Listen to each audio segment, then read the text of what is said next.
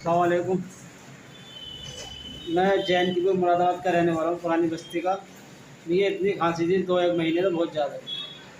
Doctor साहब की दवाई खा के 2 दिन में इतना आराम हुआ, अल्लाह का शुक्र हो गया बहुत ज़्यादा। खांसी बिल्कुल बंद हो गई है। ये कासिम भाई हैं। 2 महीने से इतने परेशान थे, रात को ना नींद भी नहीं आती थी, बता रहे थे। अल्हम्दुलिल्लाह 2 दिन की दवाई खाने के बाद बिल्कुल खांसी एकदम बंद हो गई और रात भर आराम से सोते हैं। ये सिर्फ 2 दिन की दवाई में।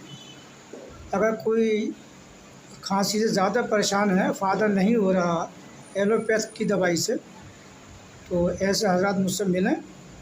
मेरा कॉन्टैक्ट नंबर वीडियो पर दिया गया है।